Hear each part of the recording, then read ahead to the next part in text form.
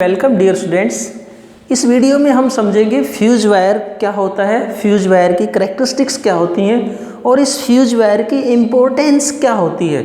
Dear students, आपने daily life में हमारे घरों में कभी कभार जब इलेक्ट्रिसिटी सप्लाई में प्रॉब्लम आ जाती है या फिर कभी कभार ओवरलोडिंग की प्रॉब्लम आती है तो हम ये देखते हैं कि फ्यूज उड़ गया, हम ये कहते हैं कि फ्यूज़ उड़ गया है या फ्यूज़ वायर टूट गया।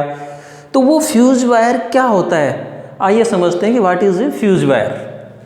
तो हम बात करते हैं फ्यूज़ वायर क्या होता है, इसकी करैक्टरिस्टिक्स क्या होती हैं और इसकी इंपॉर्टेंस क्या होती है। देखो पहले what is fuse wire. Fuse wire is a safety device.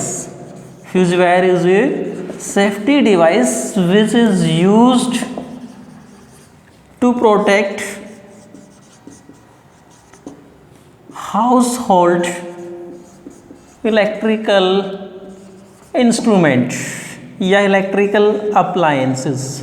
हमारे घरेलू विद्युत उपकरण जो होते हैं जैसे टीवी है, फ्रिज है, इस प्रकार के जो काफ़ी महंगे महंगे जो डिवाइस होते हैं उनको हम फ्यूज वायर की सहायता से बचा सकते हैं।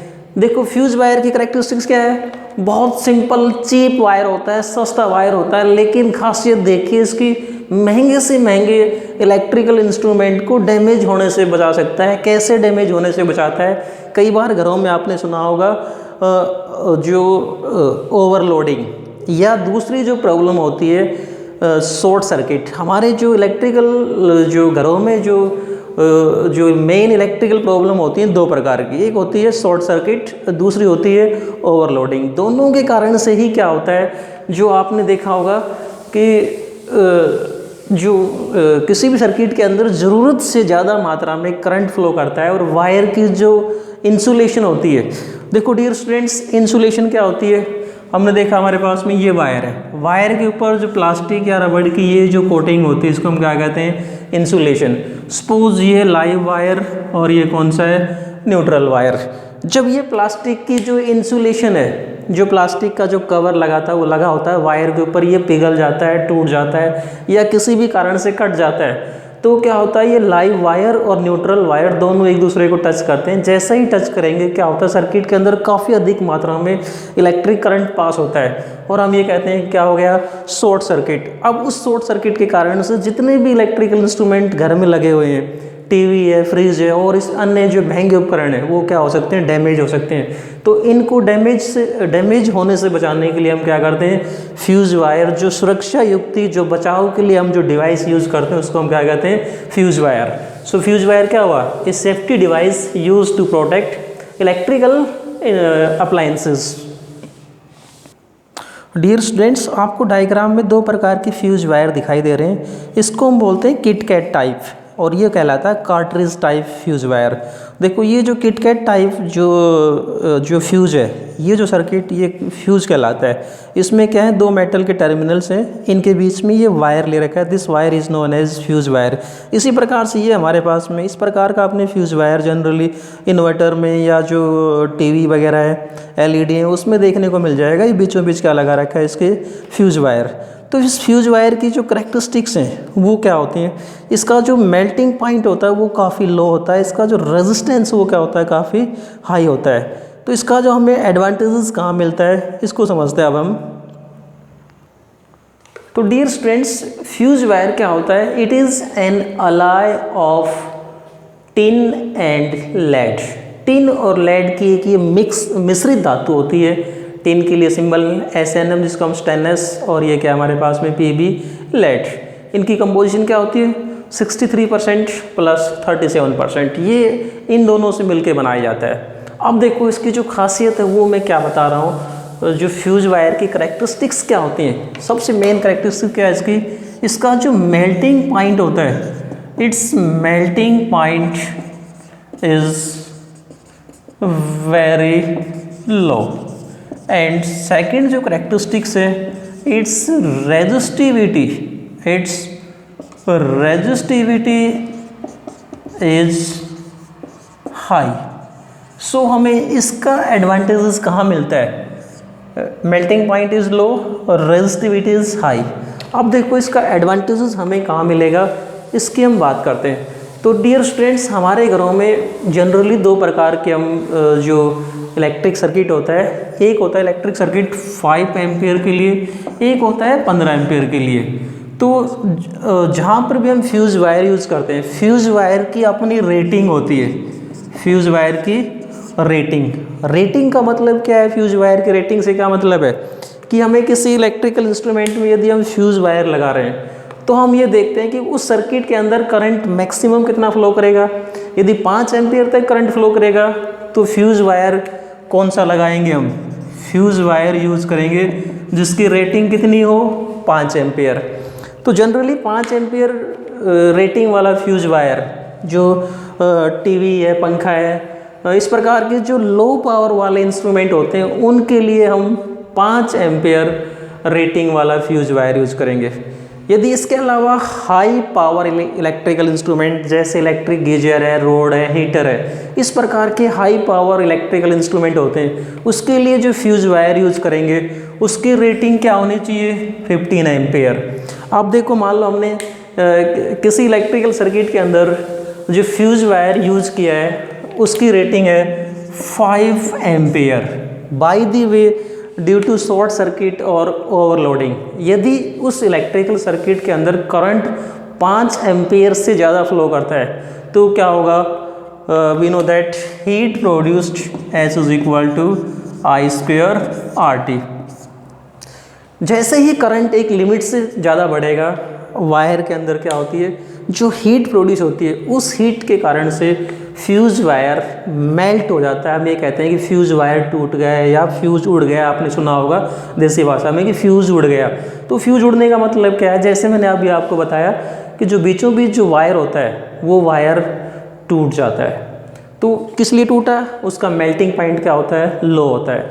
यदि उस फ्यूज़ वायर का मेल्टिंग पॉइंट हाई होता तो क्या होता?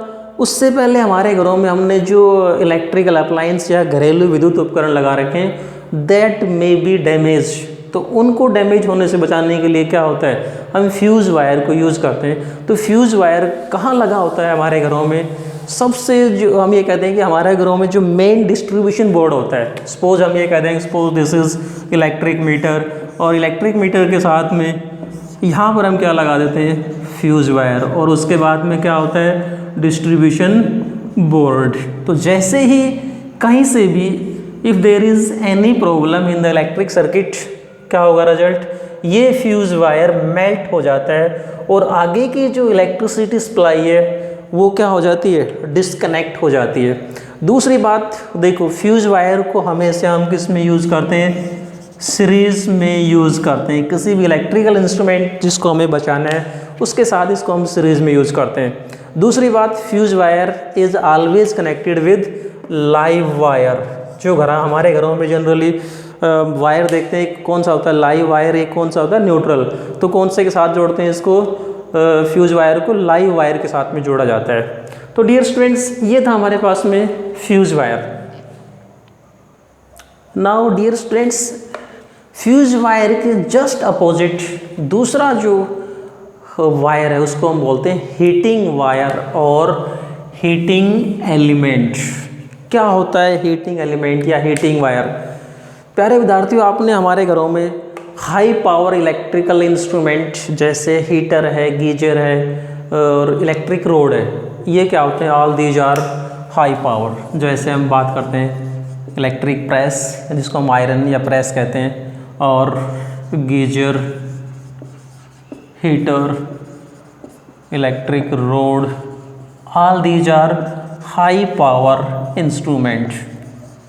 सारे के सारे क्या होते हैं? ये हाई पावर इंस्ट्रूमेंट। और सभी में कॉमन क्या है? All these are based on heating effect of current.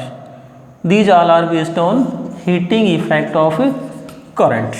All these electric instrument are based on heating effect of current. अब देखो, इनमें हमें क्या चाहिए? वी वांट, ये काम कब करेंगे? इनमें हम इलेक्ट्रिसिटी सप्लाई करें और we want heat from them.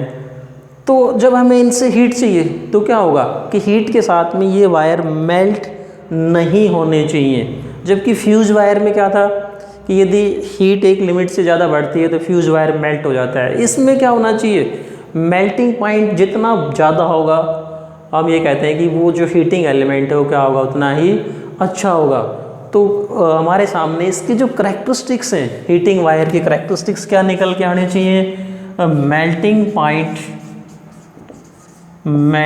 Point should be high.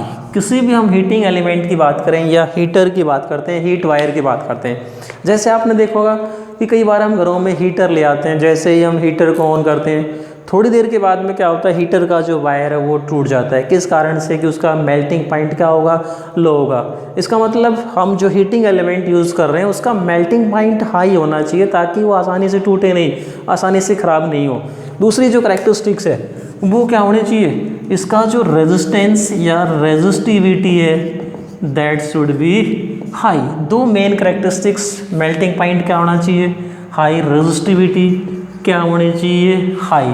तीसरी की हम बात करें तो हम ये कह सकते हैं कि ऐसा कोई element which can be drawn easily into wires, drawn easily into wires. एक करैक्टरिस्टिक्स की हम और बात कर सकते हैं कि it should not oxidise, it should not oxidise when heated in air. मतलब ये आसानी से ऑक्सीडाइज नहीं होना चाहिए जब इसको हम हीट करेंगे। So these are the characteristics of heating element. अब इन करैक्टरिस्टिक्स को एक्वायर करने के लिए हम जो एलिमेंट यूज़ करते हैं उसको हम कहते हैं heating element. And generally in सभी इलेक्ट्रिकल इंस्ट्रूमेंट में हम जो हीटिंग एलिमेंट यूज़ करते हैं वो होता है nichrome. So nichrome it is made of nickel plus chromium plus iron. It is an alloy of nickel, chromium and iron.